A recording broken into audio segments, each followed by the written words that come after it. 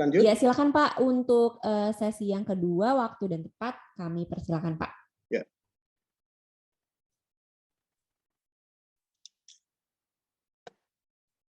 Baik. Nah, bagi kalian, tadi pengantarnya cukup panjang ya. Mudah-mudahan ini memberikan sedikit pemahaman mengenai apa-apa yang terkait dengan PPT secara mendasarnya seperti itu. Kemudian kita lanjutkan kenapa itu PPT penting atau mengapa Indonesia ikut melakukan atau menyediakan pelayanan perlindungan varietas tanaman. Yang pertama, ini sebagai konsekuensi logis dari satu kebijakan negara di mana Indonesia sebagai warga negara dunia sudah meratifikasi WTO, Organisasi Perdagangan Dunia, di mana di dalam dokumen WTO itu ada yang namanya dokumen terkait dengan TRIPS. TRIPS itu adalah Trade Related Aspect of Intellectual Property Right, yang merupakan salah satu dokumen WTO, jadi merupakan bagian yang tidak terpisahkan dari dokumen WTO, di mana di dalam dokumen TRIPS itu disebutkan, ini yang di artikel 27 lampiran 1C disebutkan bahwa setiap anggota WTO wajib menyediakan perlindungan varietas tanaman, baik melalui paten atau dengan sistem sui generis yang efektif atau dengan kombinasi keduanya. Artinya keduanya itu bisa perlindungan dan paten jadi satu, seperti tadi pertanyaan yang disampaikan. Kemudian bisa juga secara sui generis, artinya paten tersendiri, PVT tersendiri. Nah, Indonesia memilih yang sui generis yang efektif, yaitu melalui pembentukan Undang-Undang PVT yang sekarang adalah Undang-Undang Nomor 29 Tahun 2000. Jadi ini pertama, mengapa PVT penting, karena konsekuensi dari diratifikasinya WTO melalui Undang-Undang Nomor 7 kalau tidak salah tahun 1994. Jadi WTO mewajibkan di dalam dokumen TRIPS-nya itu mewajibkan setiap negara anggota WTO wajib memberikan perlindungan varietas tanaman. Ini yang pertama. Lanjut. Yang kedua, ini adalah aspek yang sedikit bersifat teknis ekonomis bahwa kita tahu bahwa proses pemulihan tanaman untuk menghasilkan satu varietas unggul baru ini merupakan atau membutuhkan waktu yang sangat lama. Tidak kurang dari 5 tahun untuk menghasilkan satu varietas baru. Sebagai contoh, saya sampaikan di sini untuk menghasilkan varietas jagung. Ini varietasnya saya sengaja samarkan, tapi dokumennya seperti ini, dokumen betulan. Memang ini adalah dokumen yang ada di kami, cuma varietasnya kami samarkan. Untuk membuat satu varietas X ini diperlukan tetua jantan dan tetua betina. Untuk membuat tetua betinanya yang sebelah kiri, itu dimulai penelitian dan pengamatannya itu dari tahun 2003. Baru diperoleh karakter-karakter yang seperti yang diharapkan oleh pemulia itu pada tahun 2010. Artinya itu ada sekitar 7-8 tahun hanya untuk menyiapkan atau membentuk tetua betinanya. Sementara untuk menyiapkan atau membentuk tetua jantan seperti yang diharapkan oleh pemulia, ini dimulai dari tahun 99.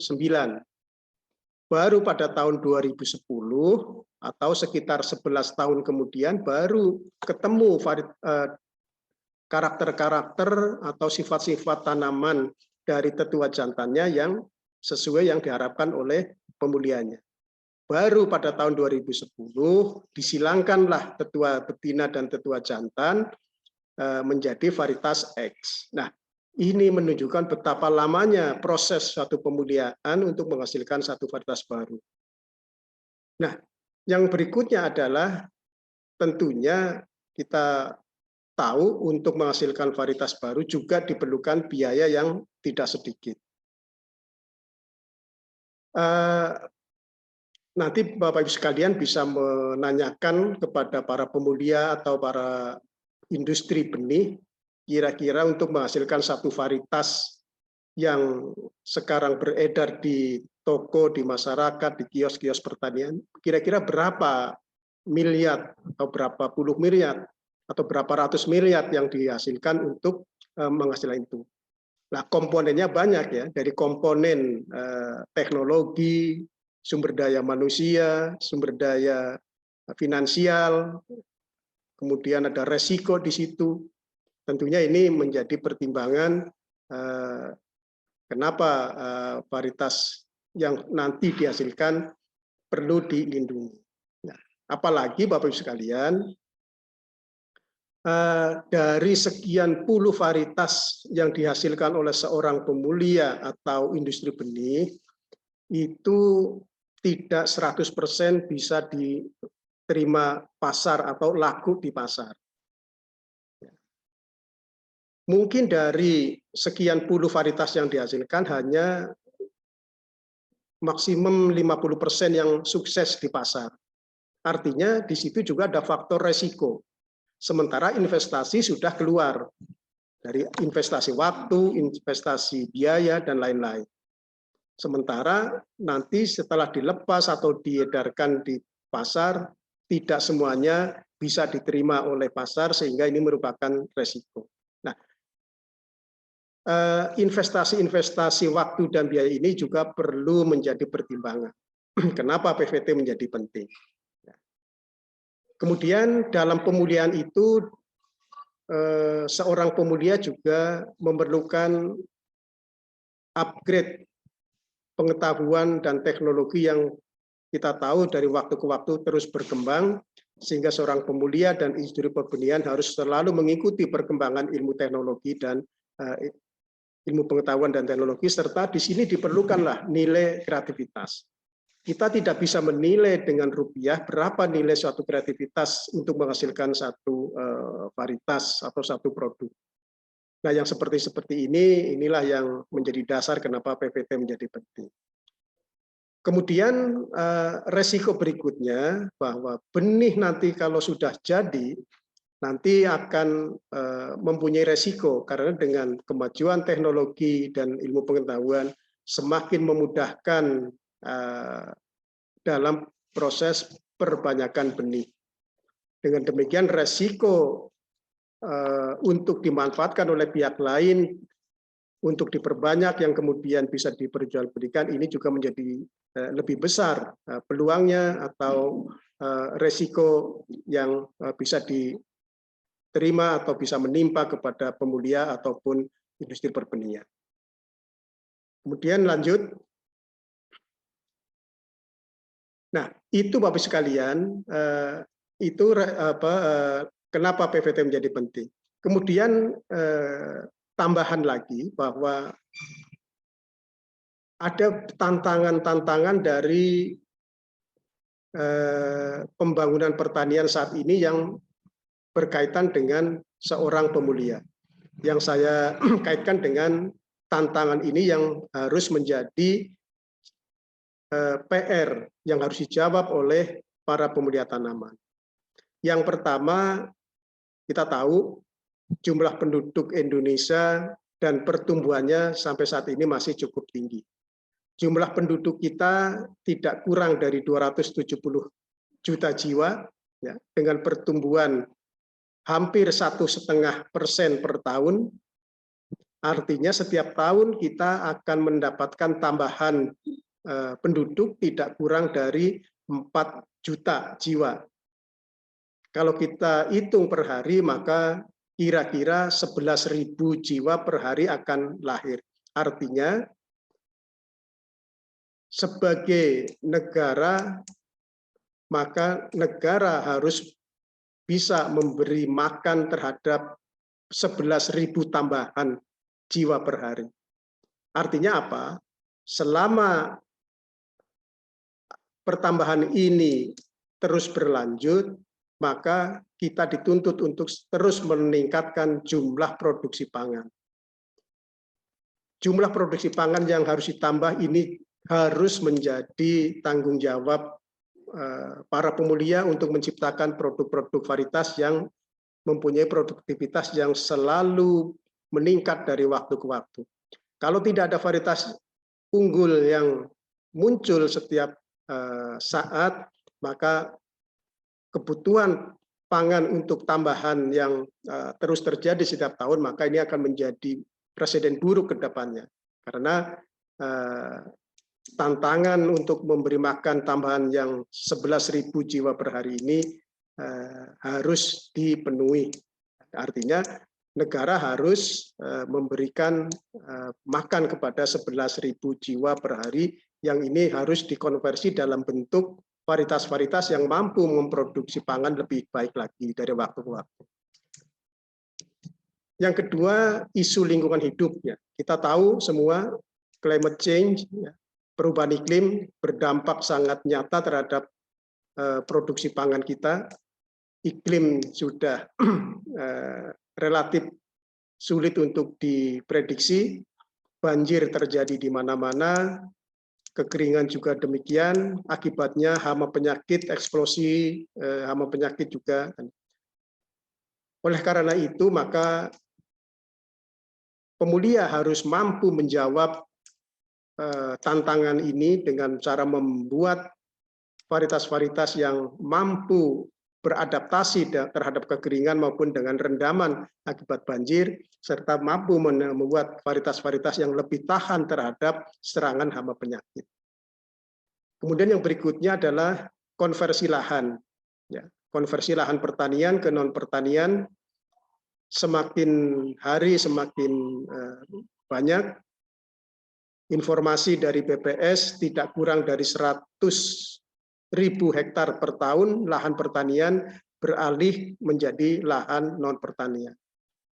Gejala-gejala dengan bertumbuhnya daerah-daerah sentra ekonomi baru menuntut adanya sarana prasarana yang harus dipenuhi seperti perkantoran, perumahan, sarana ekonomi, toko, pertokoan, pasar, dan lain-lain. Kemudian perumahan, ini biasanya banyak mengambil lahan-lahan pertanian yang sudah ada. Dengan demikian, maka secara matematis dapat dikatakan bahwa lahan pertanian dengan adanya konversi lahan pertanian ke non-pertanian semakin hari semakin menurun. Oleh karena itu, maka harus ada kompensasinya. Sementara di pihak lain, jumlah penduduk bertambah, tuntutannya adalah meningkatkan produksi pangan. Sementara di pihak lain, lahan terus berkurang akibat adanya konversi lahan pertanian ke non-pertanian, maka jawabannya adalah di kreativitas para pemulia untuk meningkatkan produksi pangan dengan cara menciptakan varietas-varietas unggul baru. Kemudian yang berikutnya, preferensi konsumen. Kita tahu dari waktu ke waktu dengan meningkatnya kesejahteraan masyarakat dan pendidikan masyarakat, ini menuntut produk-produk yang semakin bermutu tinggi. Berbeda dengan beberapa puluh tahun yang lalu, kita banyak masyarakat yang belum memperhatikan masalah mutu produk pangan. Tapi sekarang dengan semakin meningkatnya pendidikan dan kesejahteraan, maka tuntutan kualitas pangan dan produk-produk pertanian semakin meningkat pula. Artinya, lagi-lagi peranan pemulia untuk menciptakan produk-produk yang semakin meningkat ini menjadi tantangan terhadap kondisi yang sekarang terus berlanjut. Kemudian yang berikutnya adalah persaingan bisnis global. Dengan masuknya kita ke dalam WTO, terbentuknya masyarakat ekonomi ASEAN, ini artinya apa? Semakin menuntut persaingan dengan menciptakan produk-produk yang semakin berkualitas dan kompetitif dari aspek harga.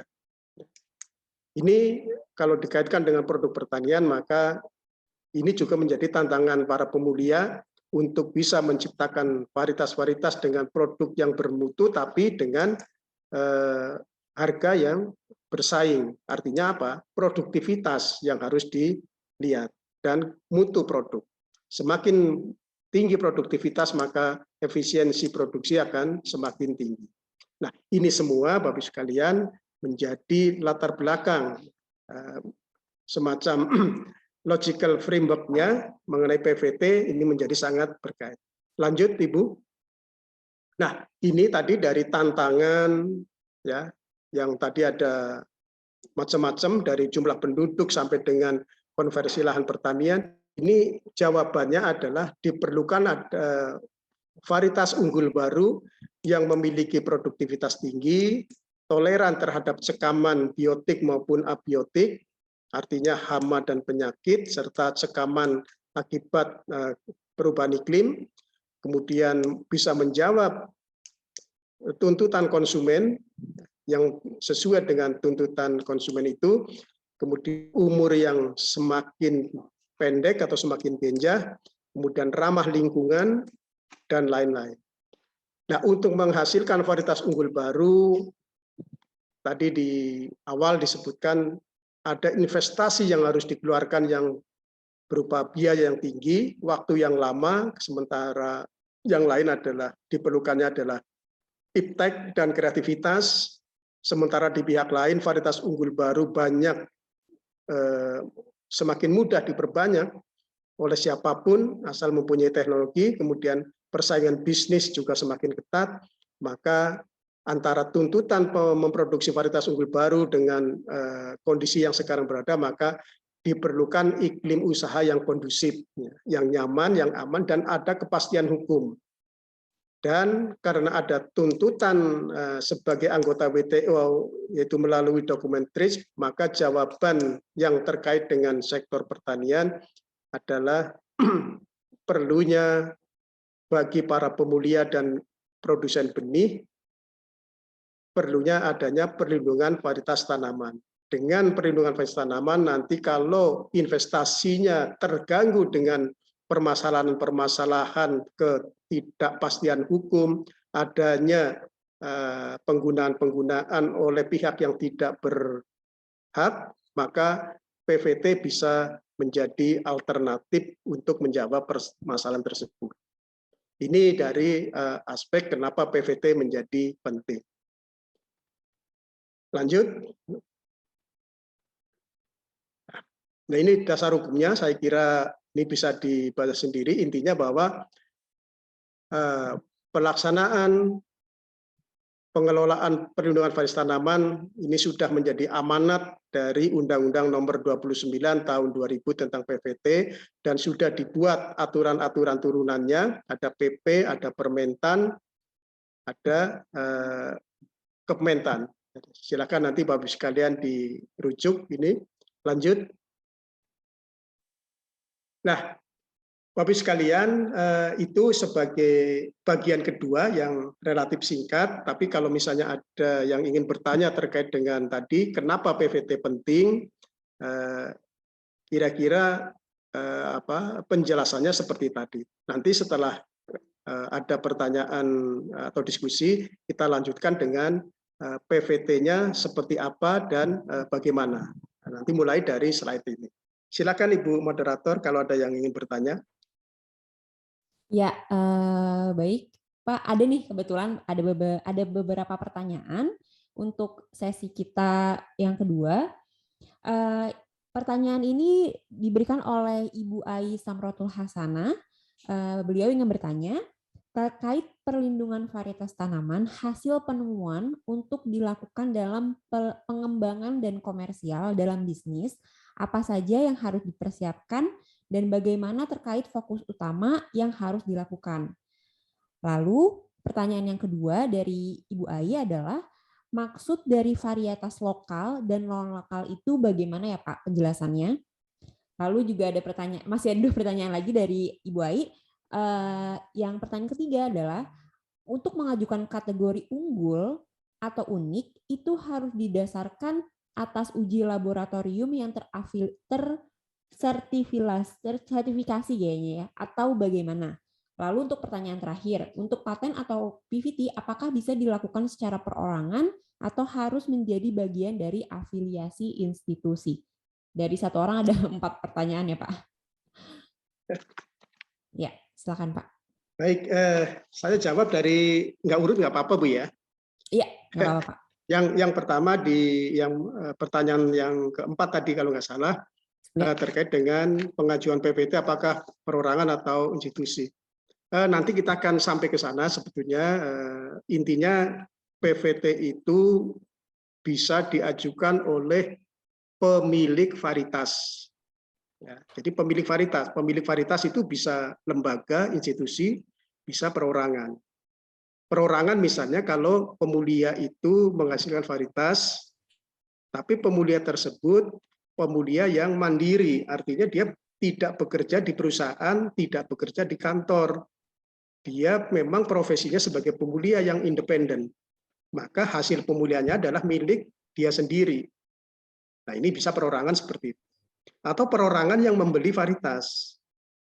Misalnya saya sebagai perorangan, bukan sebagai pegawai, saya membeli dari perusahaan A misalnya, dengan harga sekian rupiah. Maka berdasarkan akta jual beli itu, maka kepemilikan varietas dari perusahaan A ke saya itu menjadi bukti bahwa pemiliknya adalah saya. Dan saya bisa mengajukan PVT secara pribadi, walaupun yang menghasilkan bukan saya.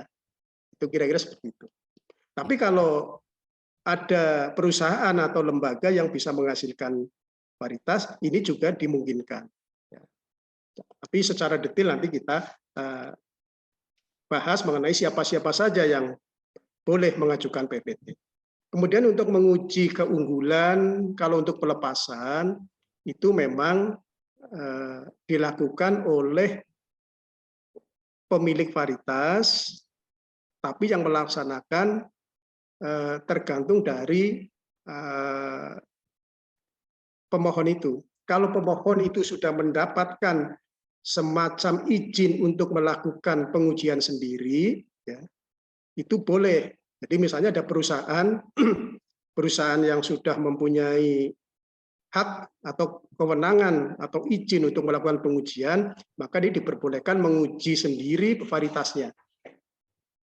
Jadi misalnya contoh perusahaan yang sudah mendapatkan izin menguji sendiri adalah PT Iswes ya, karena itu besar, mempunyai fasilitas dan SDM yang cukup, maka Kementerian Pertanian memberikan izin untuk menguji keunggulan. Demikian juga ada beberapa perusahaan lain.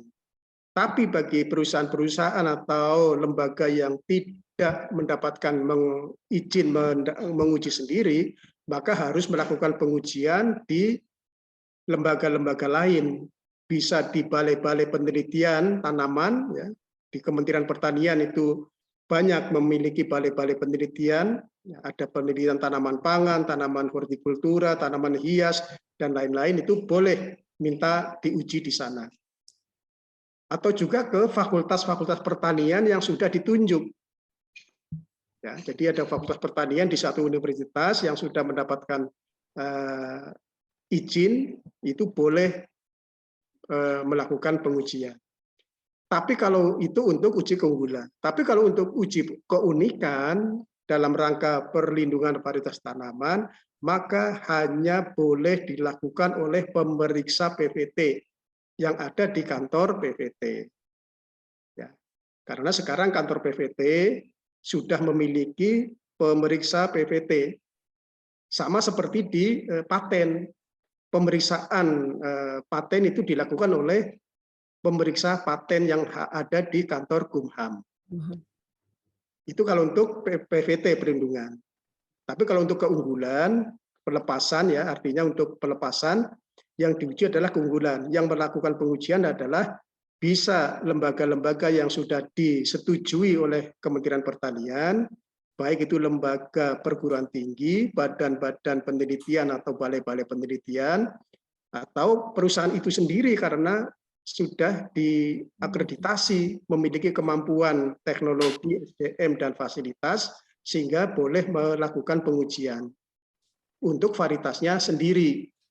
Tapi kalau tidak memiliki itu, maka bisa meminta bantuan kepada lembaga yang sudah diakreditasi oleh Kementerian Pertanian. Bisa lembaga, bisa perguruan tinggi, atau bisa perusahaan.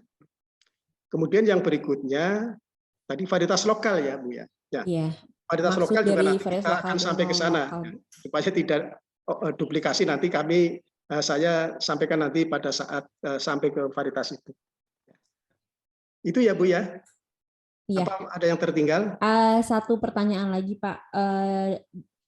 Ibu Ai bertanya terkait perlindungan varietas tanaman hasil penemuan untuk dilakukan perlindungan dalam pengembangan dan komersial dalam bisnis, apa saja yang harus dipersiapkan dan bagaimana terkait fokus utama yang harus dilakukan oleh pemulia tersebut. Jadi maksudnya bagaimana cara mengkomersialisasi kali ya Pak untuk si pemulia tersebut, apa sih sebenarnya harus disiapkan oleh para pemulia apabila mau mengkomersialisasi perlindungan varietas tanaman yang mereka lindungi. Baik. Jadi kembali lagi tadi ke bagian yang awal ya. Jadi tujuan seorang pemulia atau perusahaan perbenihan itu dalam menciptakan atau membuat varietas itu mau apa ya. Kalau tujuannya untuk dikomersialkan atau diperdagangkan, maka harus dilepas. Ya. Dilepas itu harus lulus uji keunggulan. Uji keunggulan itu dilakukan oleh lembaga yang sudah mendapatkan izin atau rekomendasi dari Kementerian Pertanian. Intinya varietas yang akan dikomersialkan harus unggul, memiliki keunggulan. Kalau keunggulannya itu adalah di produktivitas, maka nanti harus dibandingkan dengan varietas yang paling tinggi untuk satu jenis tanaman itu. Jadi misalnya untuk padi, ya dibandingkan dengan padi yang sekarang paling unggul, produktivitasnya berapa. Kalau misalnya sekarang paling unggul misalnya 6 ton per hektar, maka varietas unggul yang baru nanti harus lebih dari 6 ton. Kecuali kalau keunggulannya itu di rasa, ya misalnya rasanya pulen, ya dibandingkan dengan yang paling pulen sekarang seperti apa. Nanti ada ahlinya yang menilai. Yang pulen ini, kemudian ada yang pulen ini, bedanya di mana? Lebih pulen atau lebih? Demikian juga untuk klaim-klaim keunggulan yang lain. Misalnya keunggulan terhadap hama penyakit, ya nanti diuji. Pengujiannya dilakukan oleh yang paham mengenai pengujian mengenai ketahanan penyakit atau hama. Ya. Jadi misalnya ketahanan terhadap wereng, ya wereng apa yang diklaim, wereng coklat, jadi nanti dilakukan treatment terhadap wereng coklat tahan apa tidak. Nanti ada intinya kalau suatu varietas ingin dilepas, artinya dikomersialkan atau diperjualbelikan, maka proses pertama harus dilepas dulu. Nah, untuk bisa lepas harus memiliki keunggulan.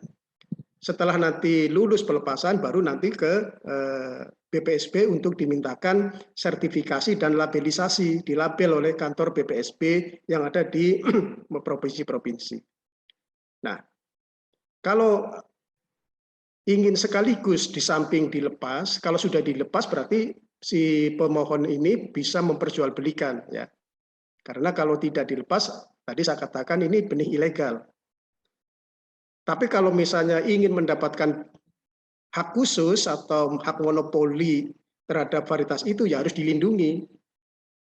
Tadi saya katakan kalau hanya dilepas, maka siapapun boleh memperjualbelikan selama orang-orang atau pihak-pihak lain itu mempunyai kemampuan dan mempunyai bahan induknya. Tapi kalau ingin dipasarkan sekaligus hanya pemilik varietas itu saja yang boleh memperjualbelikan, maka harus dimintakan perlindungan. Jadi di samping dilepas juga dilindungi. Ya. Kalau dilindungi nanti prosesnya adalah mendaftar, mengisi formulir, kemudian diuji, kemudian lulus apa tidak uji busnya tadi. Kalau lulus uji bus nanti diberikan sertifikat. Tapi prosesnya tidak sesederhana itu. Nanti kita diskusikan lebih lanjut lagi. Jadi intinya bahwa untuk komersialisasi pertama harus dilepas. Nah, untuk bisa dilepas harus lulus unggul. Untuk bisa mendapatkan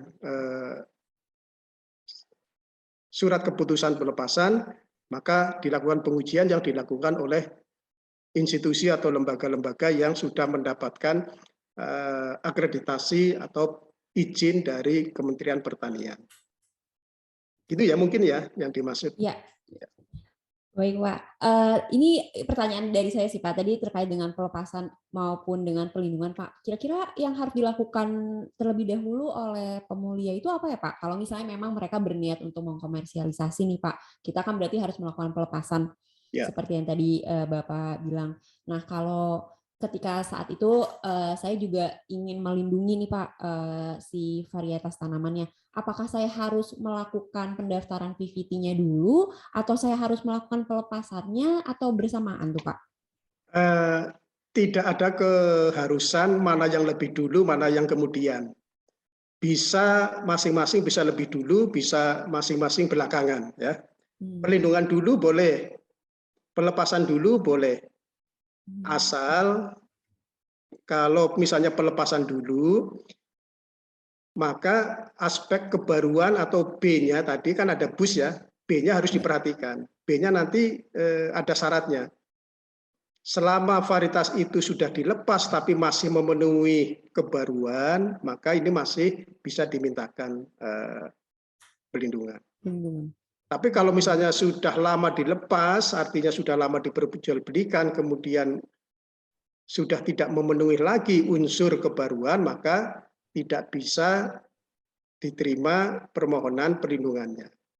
Memang tidak ada keharusan harus pelepasan dulu atau PVT dulu, tapi yang penting adalah memperhatikan kebaruan kalau ingin di PVT-kan. Bisa dilepas dulu, tapi segera dimintakan perlindungan. Tapi lebih aman di PVT-kan dulu, baru dilepas. Karena ini unsur kebaruan ini yang harus menjadi perhatian. Karena baru ini sangat dibatasi waktu. Baru untuk varietas yang ada di Indonesia itu adalah syaratnya belum pernah diperdagangkan atau sudah pernah diperdagangkan tapi belum melebihi dari 1 tahun. Jadi bisa misalnya dilepas, kemudian setelah dilepas diperdagangkan. Kemudian dimintakan perlindungan. Selama perdagangan atau penjualan pertama itu masih dalam kurun waktu tidak lebih dari 1 tahun, maka ini masih memenuhi persyaratan baru. Tapi kalau sudah lebih dari 1 tahun, maka ini tidak memenuhi unsur kebaruan. Oleh karena itu, maka untuk kehati-hatian sebaiknya memang harus PVT dulu. Tapi ini bukan keharusan, ya. Tapi untuk kehati-hatian supaya barunya itu aman. Gitu ya, Bu. Ya, siap. Baik, terima kasih Pak atas jawabannya. Baik, kita akan maju langsung ke sesi terakhir kita ya Pak. Baik, baik.